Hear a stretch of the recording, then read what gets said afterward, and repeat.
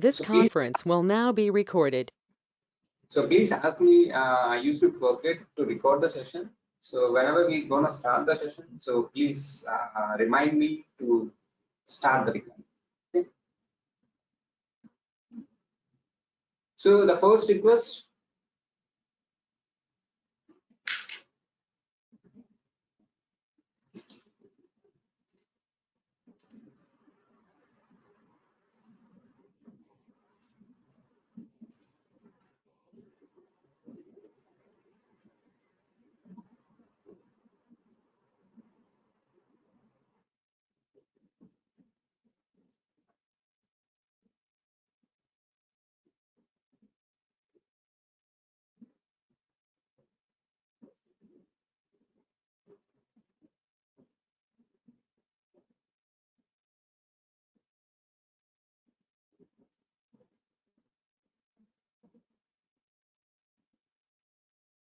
Local DNS. First request is a local DNS. Local DNS server didn't find this. Didn't find. So it goes to the root server. So the root server doesn't have any IP address of any of the websites. It doesn't have any IP addresses. It doesn't have any IP addresses, but it have the IP address of next level domains, that is the top level domains. So what it says that, hey, local DNS server, I don't have any IP address to this website, but I know where exactly these IN servers are located. Okay, so these are the top level domains, TLDs. We can call it as a TLDs. Okay, so let's say this TL domain belongs to India. This belongs to America. Like that belongs to UK. Okay, now root server says that I don't know the IP address of example.com. So it asks the local DNS server, hey, root server, can you please give me example.edu.in website IP address? It gives a request. A root server will reply back to the DNS server saying that I don't know who is a example.edu.in, but I know the .in servers, where exactly they are located. Okay, it gives a IP address of .in servers, which are there in the top level domain. Okay, it got the top level domain IP address and India servers, where exactly they're located. Now it creates another query. To IN servers saying that, hey, can you give me an IP address of example.edu.in? Then the local DNS server will reply back. So IN server will reply back to local DNS server saying that I don't have example.edu.in, but I have the servers where exactly the EDU servers are there. EDU means educational websites. So all education related websites are placed in the second level domain. This is the second level domains. Okay, so this is the edu.com. Okay, and these are the some org, like that it will be there. Okay, now this server, the top level domain, will say to the local DNS server, I don't have an example.edu.in, but I know where exactly the edu websites are there. Okay, then it creates another query, that is a iterative query. It goes to the next level, second level domain, asking that, hey, I want example.edu.in. Example.edu.in. Now the second level domain replied to the local DNS server saying that, hey, I know I am belongs to the edu. I am belongs to the edu server, and in my server example.edu is placed, and this is the example.edu.ip address. Let's say 100.0.0.5. Got it? So first it reaches to the top root server. Root server says that I don't know where exactly this site web address, but I know India sites.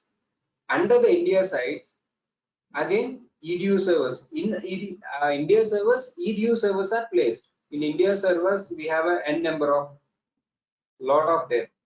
Educational sites, edu, organizational, some health related, all are there.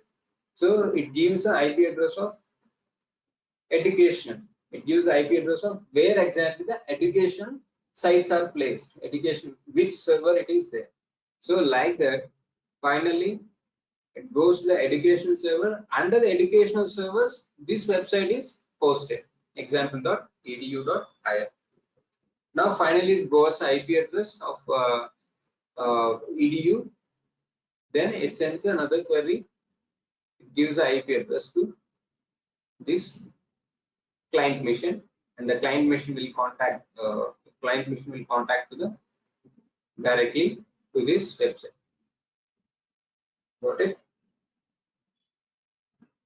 So this is how root servers. So just look at the hierarchy. So root servers, then what is it? TLDs, all are top level domains. Then under the top level domain, there will be a lot of second level domains. So SLDs, second level domains. Okay. So what were the example? So top level domains. .com, .edu, .org.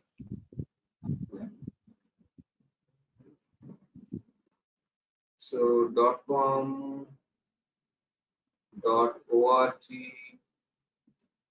what else? .in, like this. So under the .com again, so edu.com or edu.org. So a lot of again .net, in.com, like that will be there. ORG is like it's like a health related. So under subdomains, it comes under subdomains. There will be subdomains will be there. If you see some of the URLs, some of the websites like hospitals or something, it is having something, they are providing some service, like so there belongs to organization something, they have org.in,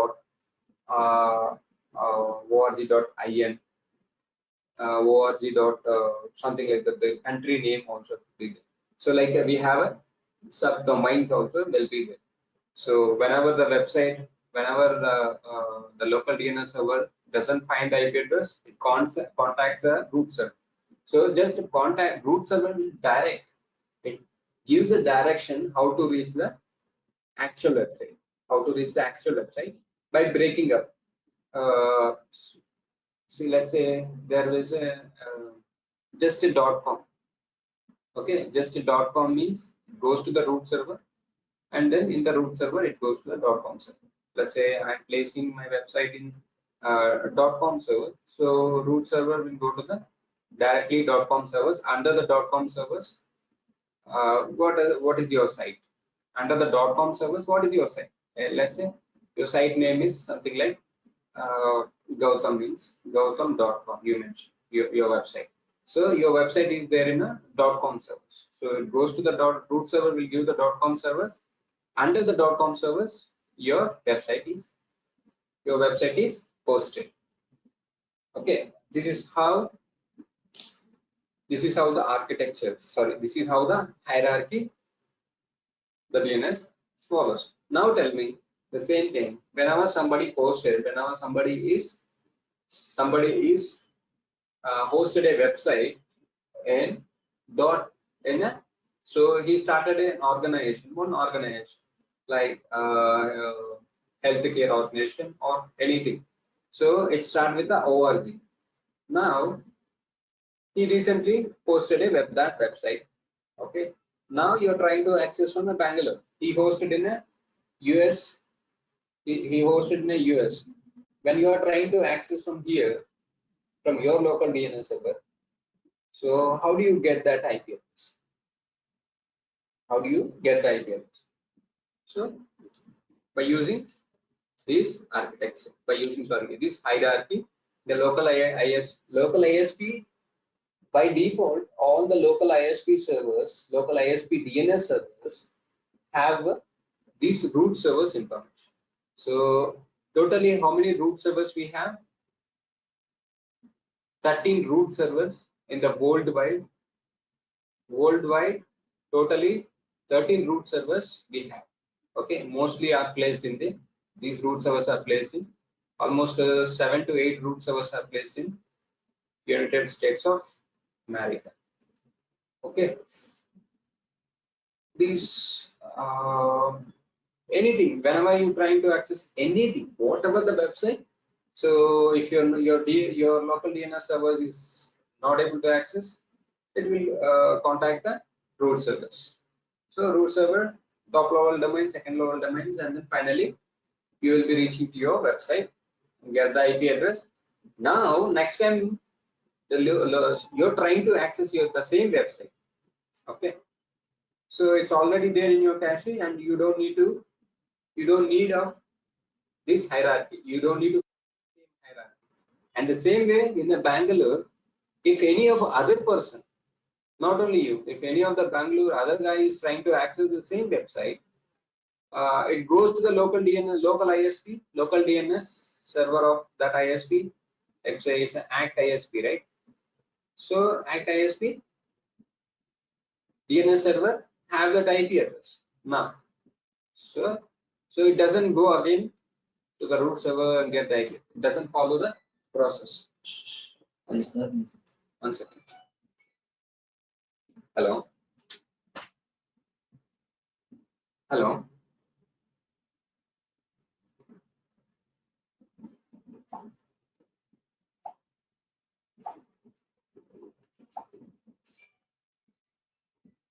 Hello.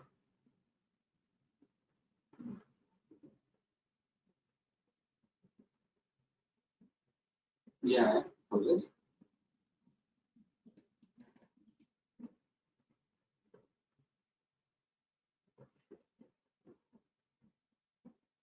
Yeah. Yeah. I'm in some other call. Can you?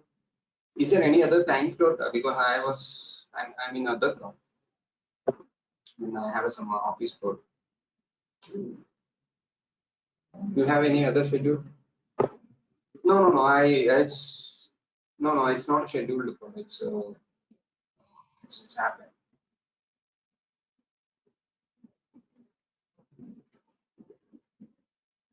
Evening. Evening 4 o'clock.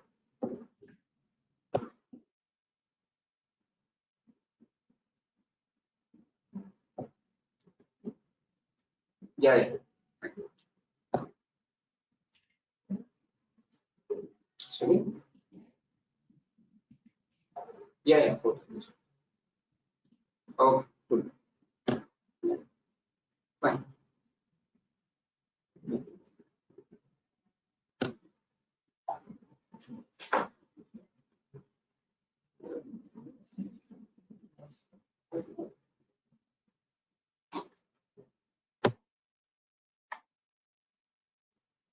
Okay.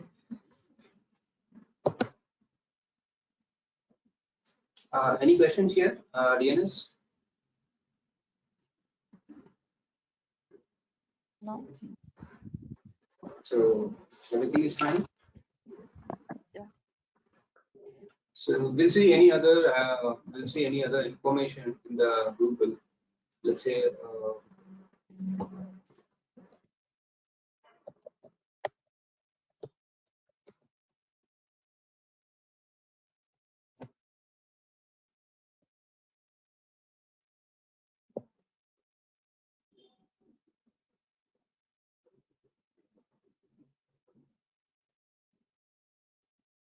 as I already said, the DNS is it's like a phone book. It is having a in internet. DNS is like a phone book. It contains the addresses of IP address domain to IP. So we have a DNS recursive.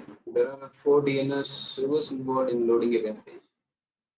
So that's a DNS recursor is a local DNS server, I believe.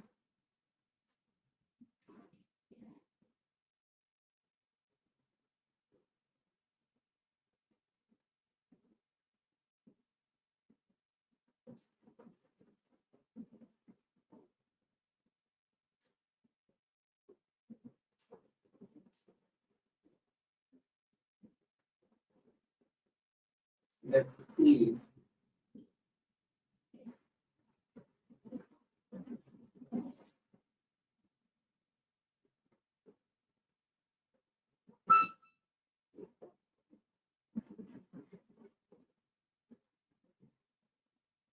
so first we'll see the working. So what exactly how it gets the IP address. Okay.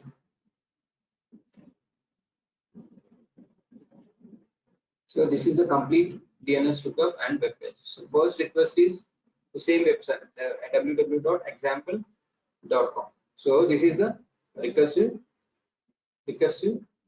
query. I think the same thing I told you, right? Recursive query only, right? I told, or iterative query, the recursive query. So the first request is it will be going to your system is trying to access example.com. So it goes to the DNS resolver. That is the DNS. Who is the DNS resolver here? Your local ISP. Your local ISP is a DNS resolver. So the second level. So if it is not able to find the example.com, so it sends a iterative query to the root server. The root server will reply back to DNS resolver, that is your local DNS server, saying that hey, I'm not a I don't have an IP address, but I don't have an example.com IP address, but I have the .com servers information, that is the TLD servers. Where exactly the TLD.com servers are there? TLD servers. The TLD will it initiate another query to TLD servers. Hey, I want the example.com. So the TLD servers, hey, I am the responsible. I have the .com servers. Okay, it gives the IP address of example.com. So now the DNS resolver will contact the example.com and get the IP address and give it to your computer, your mission. That is the 8th phase. And in the 9th phase, what it will do, it directly with the IP address, it contacts the example.com server and then get the web page. So that's how DNS works. So we have to remember the queries and how it works, the complete process. So recursive query, between your machine to local DNS server means if it is, so this is a one direction. Recursive query is always a one direction. See, if it is coming here, got it? If it is here, only one recursive query. See here, only it is coming. It is a one direction. One. But iterative queries are not like that.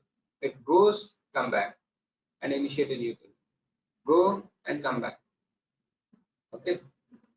7. So only one direction. See here, only only this direction. When there is a response only between your computer and the local DNS server only, and that is a one direction. Once you got the reply only, you will be generated a iterative error. Got it? So the same process. So the DNS, what is the DNS caching? DNS caching is, it's a process of storing your IP addresses.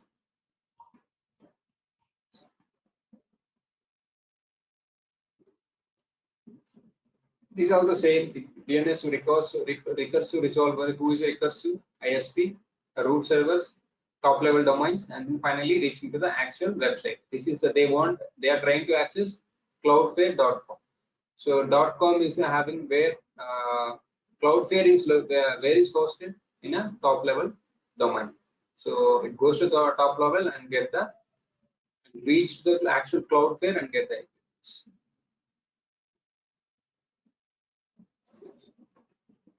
So who is the DNS recursive here? Your local ISP. Your local ISP is the DNS recursive, and the top root servers are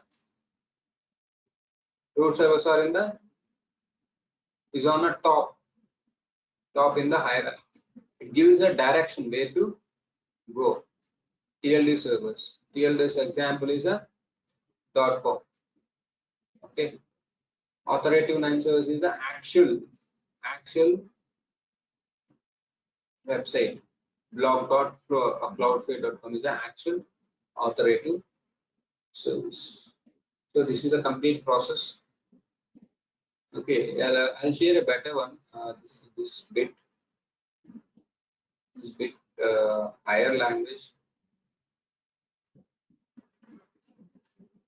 Same concept. Amazon.com. So here DNS server asked her. So here this guy is trying to access Amazon.com and get the IP address. So here there is no any. They didn't explain. See here. The root servers under the root.com, .org, .edu. Under the .com again you have a subdomains. So these are the subdomains, second level domains. Let's say edu.com is. So there were again under that there will be a subdomains. Subdomain of, see here, this is the website barclay.edu. So this is a subdomains of, okay.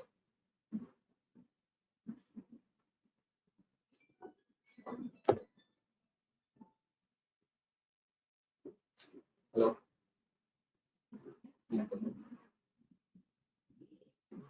Hello.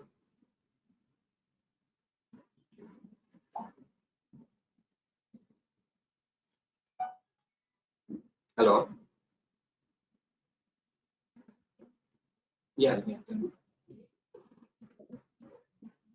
See, I told you, no.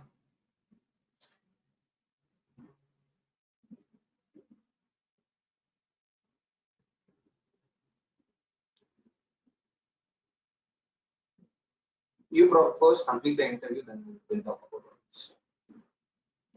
You're calling from?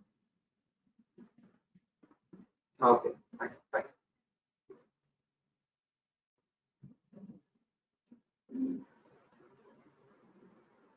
Okay.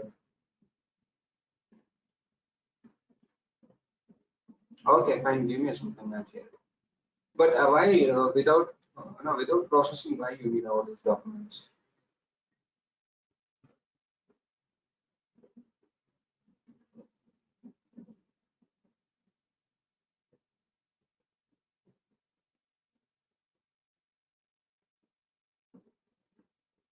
Fine. Yeah. Send me, and I'll reply. I'll reply back with all the documents. Cool. Yeah. Thank you so much.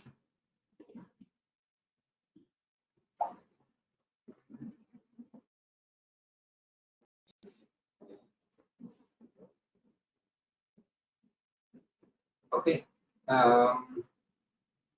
That's about DNS. We have another one, another protocol. That's a SMTP.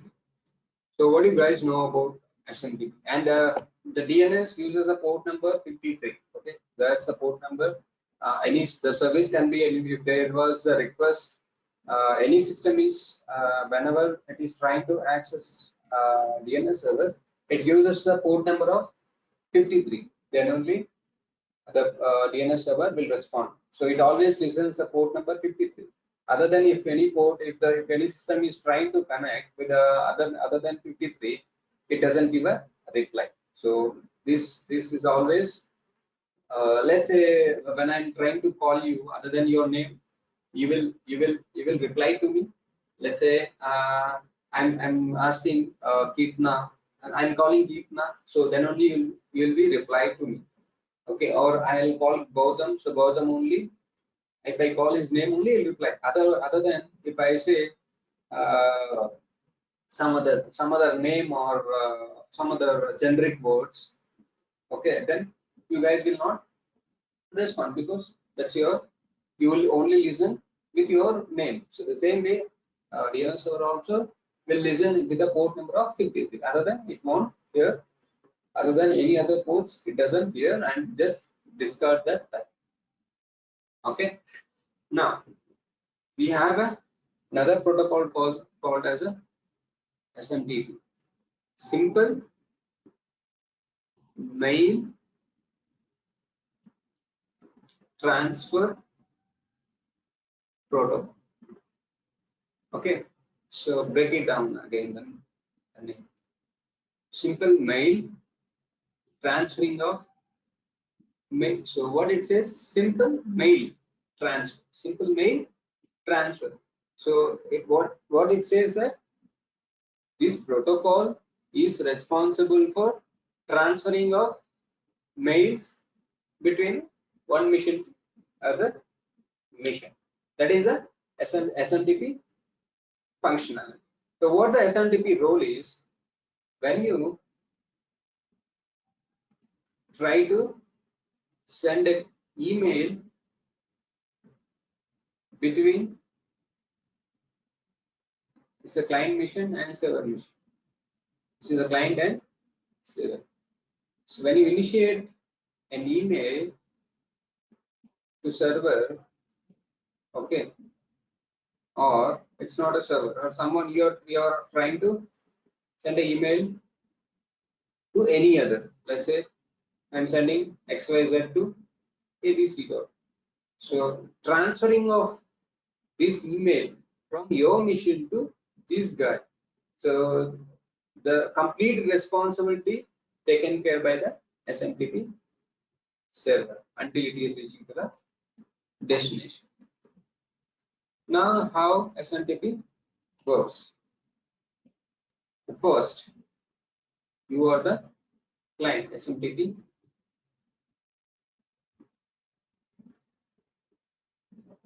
This is the SMTP client and SMTP server. Now the first request sent by the client saying the in a port number. Remember, we are using here SMTP service is providing on port number 25. It sends it initiate a request. That is the first one. The second one, so which port number 25? Then second one, second request will be from the server side. It is the it comes up when you open up and see the reply from the server. It is a 220 ready message. It says that 220 is a code which says that I'm ready to initiate or I am ready to start the SMTP communication. So client sends a server sends the 220 ready message.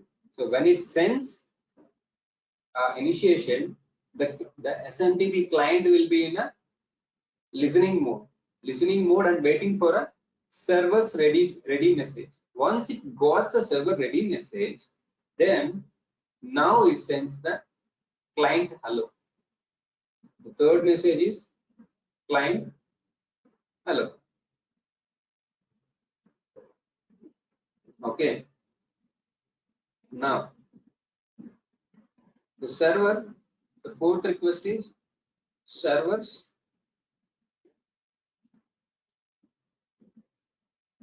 250. What do you mean by the 250 is the server is ready to perform the mail action. Mail action. Got it? So what do you mean by this? So okay, we are good to go the mail communication. So what will after that only everything will be, this is here is a kind of control information you are exchanging between a SMTP and client. Now the actual process start here. This is all, this is kind of handshake mechanism. Now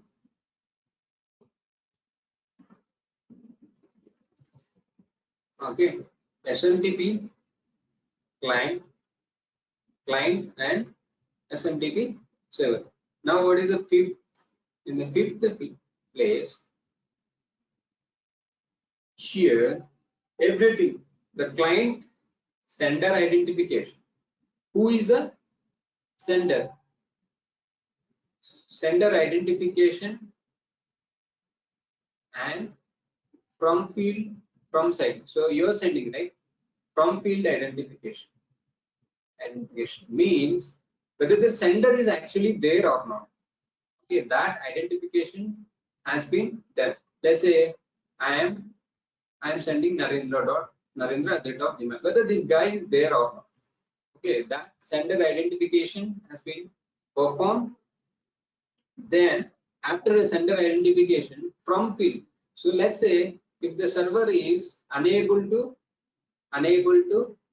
send the document or anything, so that reply or error message, let's say when you are trying to send a message from your email box to some other email in the Gmail, that is the wrong, or that Gmail address is not found. Let's say Narendra is sending to Gautam.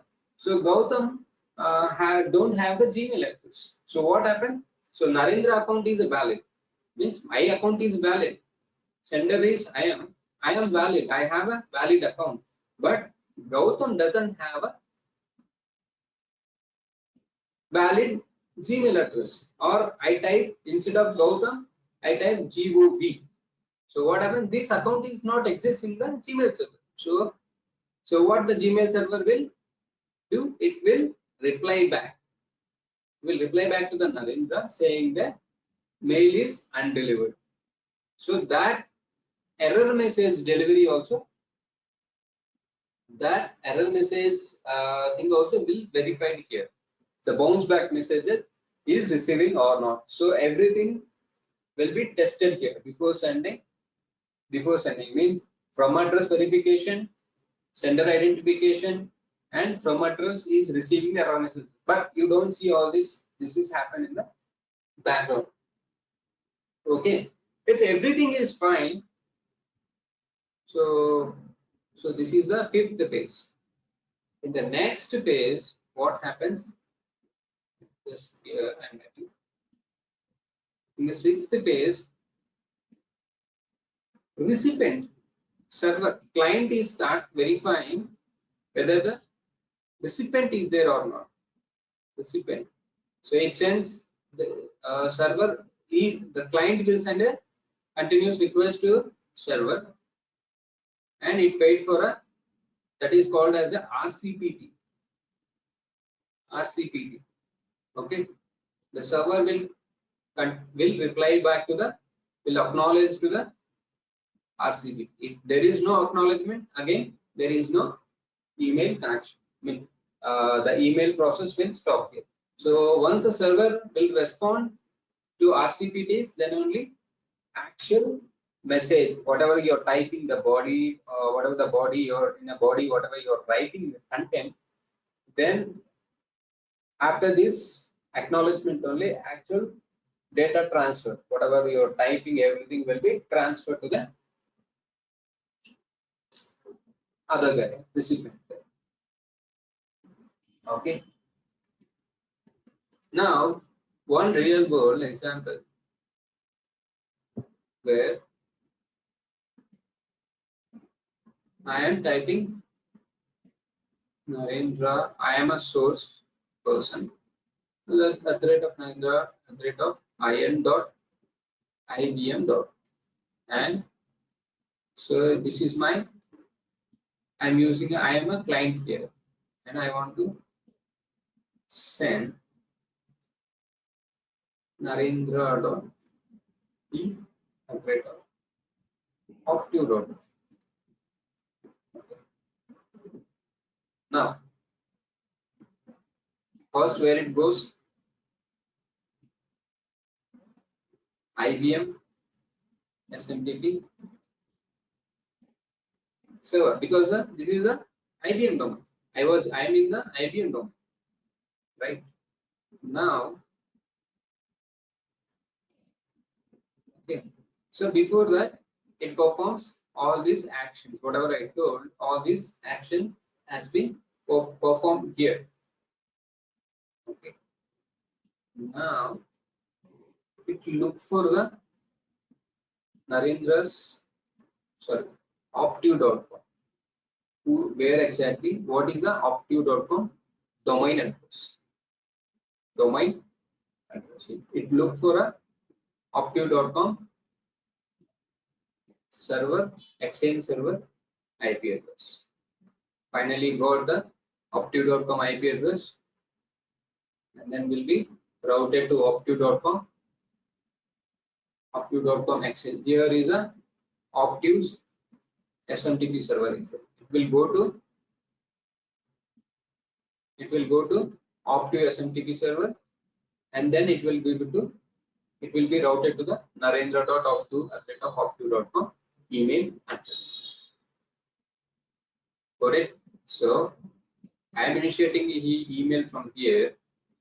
So IBM SMTP server will receive this email, and it look for the which domain it is belongs to. If it is the same domain, let's say it is the same domain, means it is a IBM only, then SMTP server will route to that specific user. Okay, within this is a within. If it is other than some other optive.com, okay, optive.com is what it will do. It will send to, this is IBM's SMTP server. It will send to the Optive SMTP server. Optive SMTP server will find the Narendra's who is a Narendra. But IBM SMTP server can't find the Narendra at rate of optive.com. It only finds the Optive's SMTP servers, and then it reaches to Optive SMTP, and then Optive server SMTP server will find the Narendra at rate of optive. Got it? This is a case where two different domains. When you are talking about the Gmail perspective, so Gmail to Gmail. So the same, whatever the process I told, all the process, there was 7 to 8 steps are there, right? When you have the same domain, so all these 8 steps. First is that's an SMTP server. This is an example. This is IBM. You're sending something narendra.ibm from IBM narendra.ibm to something like ABC at the top IBM. So now, if you want to send from here to here, you have to follow all these processes. Step 1 is sending a request. 2, reply from the server. 3, client hello. 4, from the SMTP server. 250 requested. Mail action start.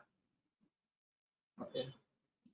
And finally, fifth place is sender verification. Sender verification from field verification, and then actual data will be transferred. Okay. Before that, there is a RCPT command to the server. Server will reply back with the acknowledgement to the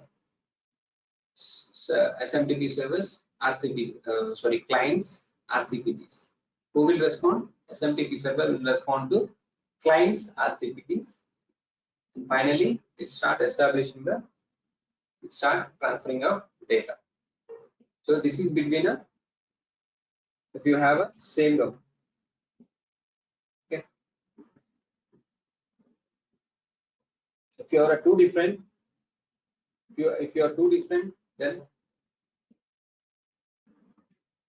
so whenever you try to first anyway, if it is optive.com also, let's say this is optive.com. So optive.com has its own exchange server, own email exchange. That is the email server. You can say as a email server. Email server. So from here, IBM will connect to the exchange server. Optive server, then connect, and then Optive will perform all these things to actual user. Actual who is I? Narendra. Optive. Got it?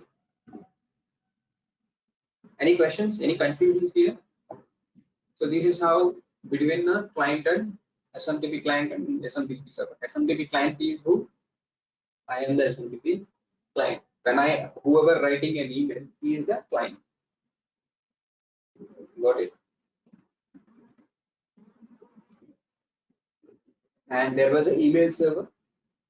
That email server will be the actual the thing you are gonna exchange all this information. And then this machine finally find out the recipient and then route to the actual machine. Any questions here? SMTP.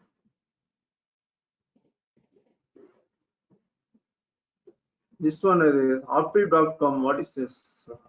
I know. Optive. This optive. What it means? It's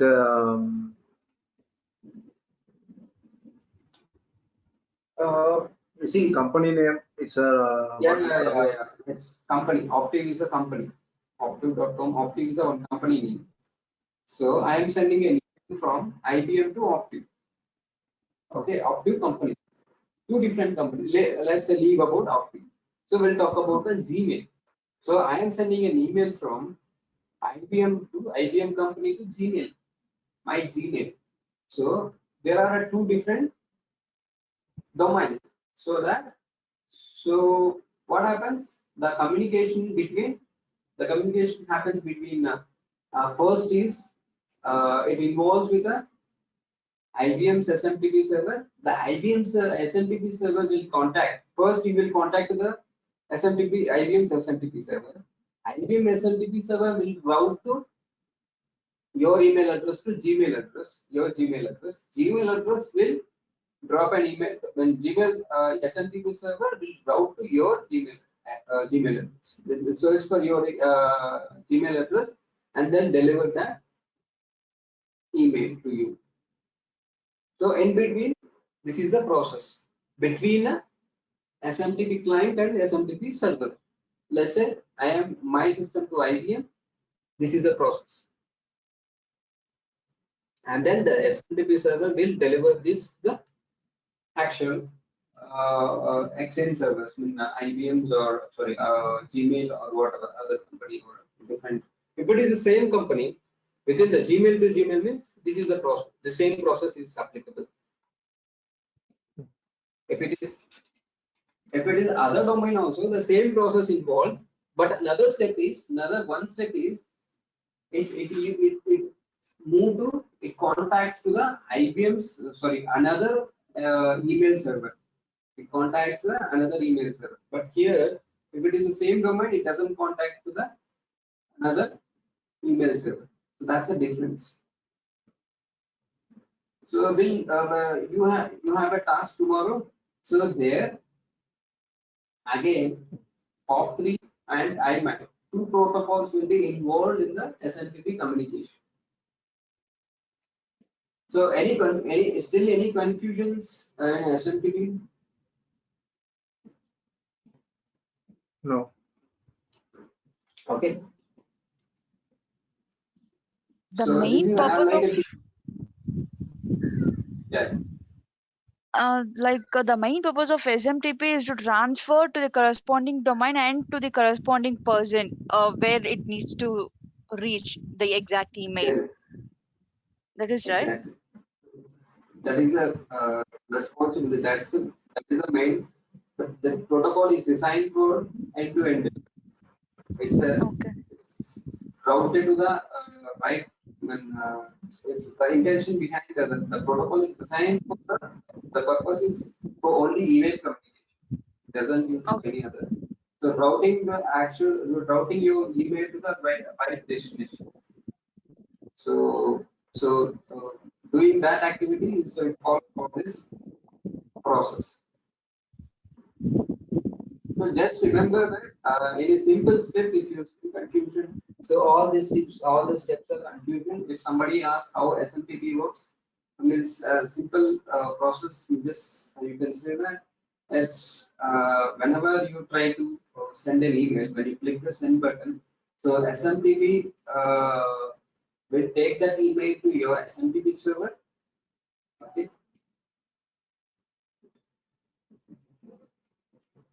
Hello. Yeah.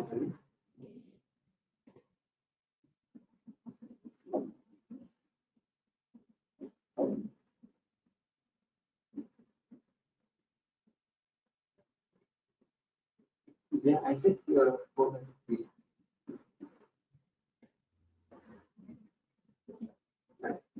fine. Oh. Thank you.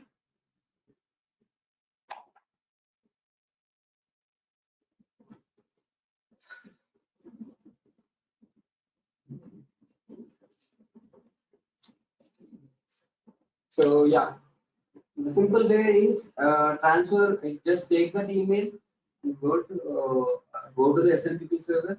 The SMTP server will see will see where exactly that. If it is inside, if it is a Gmail to Gmail example, so it goes to the SMTP Gmail server, SMTP server. Let's say here Gmail to Gmail. So SMTP client and SMTP server. Who is the server? SMTP server. That is the Gmail. Gmail's email server. You are the client. You are using the Gmail client. That is the Gmail application you are using. Then because that's why you call as a Gmail. And you compose an email. You send. Okay. Then first the Gmail server will see. So if it is the same domain or not. Let's say it is the same domain at gmail.com. Okay. Then it will route to the right person who is there. It look for the Gmail records and find that, let's say it's a XYZ sending to the ABC. You're sending from ABC and who is the recipient? XYZ. It checks who is the XYZ and will forward it to that XYZ guy. So in between, so the whole process is happens in between. So if you don't, I don't think so. You have to remember this, but just for your information. So nobody asked in this. So, but just remember it. That's all. But whenever somebody asks, this is how you have to. It's check for the SMTP server records, and then routing to the actual recipient. Okay. Let's say it doesn't find XYZ. What it does, reply back to you with a undeliverable message. Okay, there is a bounce back error message to you. So how you got this error message? Because this process you will be validated your recipient's address. Got it? But this is a slightly confusion, but this is the best option. So going look for the valid record is there or not. If not there, undelivered message. If it is there, routing to that specific user. Okay, this is the case where two different same domains, same Gmails. If it is he is asking yahoo.com, he want to go yahoo.com, okay, and using a Gmail. So using a Gmail application, you want to go Yahoo. So first, where it will go? So you are using a Gmail, right? It will go to the Gmail server. Gmail server. Gmail server will look for where is the Yahoo servers. Yahoo server, SMTP server. Yahoo SMTP server. We can call this as an even email server. Okay. Yahoo's SMTP server. Directly communicate with the Yahoo SMTP server. Yahoo SMTP server will routing to the actual recipient. Let's say you're sending xyz at the rate of yahoo.com. Yahoo. From where? abc at the rate of gmail.com. So where it goes? abc Gmail server. Gmail server first checks the domain. The domain is same, it will route it to the actual recipient. If it is a different, then it contacts to that exchange server. That exchange server in the sense emails SMTP server. Okay, and get that Yahoo server will be responsible to deliver his own domain email address. Got it. Let's say a person, if the guys are from other countries are coming, okay, let's say 100 people are coming from other state to India, so from US to India. So that 100 people are belongs to different states. Okay, let's say US, from the US, there was a US airport. So 100 people came. So 100 people, out of 100 people, 30 people has to go same city. 30 people has to go same city in the same city, in the sense same country, but different states they want to go. Okay, but they are in the same country. Okay, another 40 people, they are not belongs to US citizens and they wanted to go India. Okay, now they are belongs to right now they are in US, they are belongs to some other country. That 60 people, and another 40 people, they are belongs to US only, but they are going from some other different state in the US itself. Okay, now what happens? They will use a domestic flights and they will go, but Indians will use the international flights and they will be coming to. They are using the Indian flights, and then they will be reaching to the India. The same thing here as well. If they are not here, the domains are different. When the domains are different, they will be routing. They will be routing to their email service. Gmail will be routing to Yahoo, and then Yahoo will take care after that. Once once the email receives from the Gmail, so Yahoo will search for in their database, hey, who is this XYZ? But Gmail server will never search, because Gmail server doesn't have the Yahoo address database. So it just have the Yahoo's exchange server. So it will be routing to the Yahoo exchange server. Get the finally the work will be done. Any questions?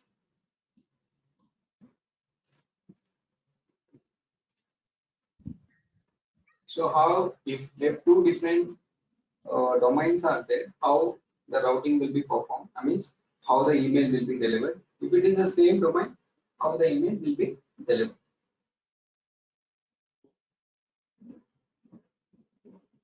So there is not, and if there is any confusions, if yes, ask me. If no, from my side, I have I have a one question that there are two protocols are there again, POP3 and IMAP. So in which phase on which specific what is their role in email communication? So please search in the internet and get the information, or if you have right away, if you have the information also you can tell. What is IMAP and what is the POP3 and what is their role?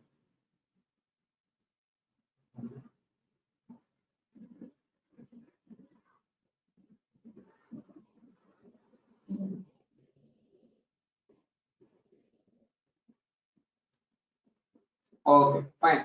So I'm assuming that you're not aware of this. Okay, just get the information and let me know tomorrow. Okay. Okay.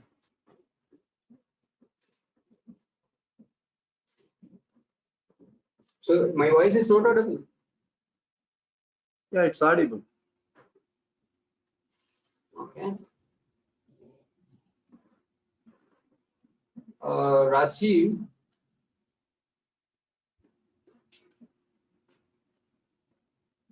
any issues? No.